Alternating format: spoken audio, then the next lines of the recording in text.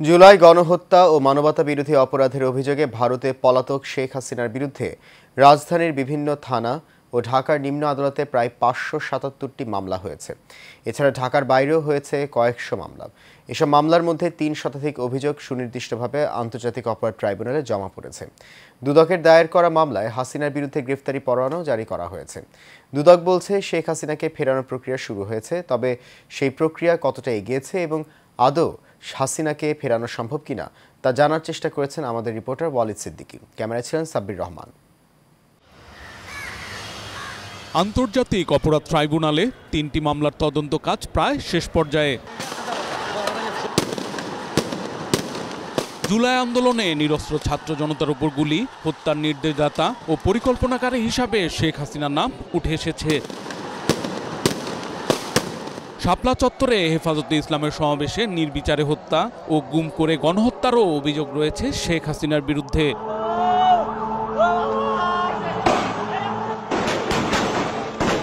ট্রাইব্যুনালের প্রসিকিউটর গাজী মনোয়ার হোসেন তামিম বলেন, হাসিনা সহ ১২ জনের বিরুদ্ধে রেড নোটিশ জারির জন্য আন্তর্জাতিক পুলিশ সংস্থা ইন্টারপোলের কাছে আবেদন করা হয়েছে। জুলাই আগস্ট গণ অভ্যুত্থানের সময় সংগঠিত অপরাধ। আরেকটি হলো ২০০৯ থেকে ২০২৪ পর্যন্ত যে ইনফোর্স ডিসঅ্যাপিয়ারেন্স মানে গুম এবং বিচার বহির্ভূত হত্যা হয়েছে। আরেকটি হলো ২০১৩ সালের ৫ মে শাপলা চত্বরের হত্যাযজ্ঞ। এই ৩টি অভিযোগে তার বিরুদ্ধে গ্রেফতারি পরোয়ানা জারি আছে। কোর্টের আদেশ আমরা সরকারের বরাবর প্রেরণ করেছি। সরকার সেটিকে ইন্টারপোলের কাছে প্রেরণ করেছে রেড নোটিশ জারির জন্য। দুদকের দায়ের করা মামলায় হাসিনার বিরুদ্ধে গ্রেফতারি পরোয়ানা জারি হয়েছে।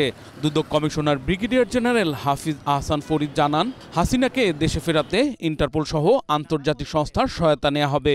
বাংলাদেশ সরকারের পক্ষ থেকে অনুরোধ জানানো হয়েছে যে অভিযুক্ত ব্যক্তিদের ফেরত পাঠানোর জন্য। এছাড়া আমাদের সাথে বিভিন্ন আন্তর্জাতিক দুর্নীতি দমন সংস্থার সাথে আমাদের চুক্তি পর্যায়ে রয়েছে। চুক্তি হয়ে গেলেই আমরা তাদের কাছ থেকে সাহায্য আশা করব ইনশাআল্লাহ। তবে কূটনৈতিক পর্যায়ে ফলপ্রসূ আলোচনা ছাড়া হাসিনাকে দেশে ফেরানো সম্ভব নয় বলে মন্তব্য করেন সুপ্রিম কোর্টের সিনিয়র আইনজীবী ব্যারিস্টার ওমর ফারুক।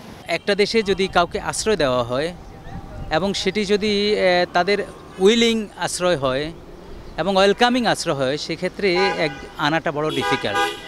চেষ্টা করতে হবে কূটনীতিকভাবে, চেষ্টা করতে হবে কূটনীতিক চিঠিপত্র আদান প্রদান করতে হবে, এছাড়া আর কোনো বিকল্প কিছু নেই। গত জুলাইয়ে কোটা আন্দোলন নিয়ে অগ্নিগর্ভ হয় বাংলাদেশ। হাজার প্রাণের বিনিময়ে 2 মাসে উল্টে যায় ফ্যাসিস্ট হাসিনার গদি। পালিয়ে যান ভারতে।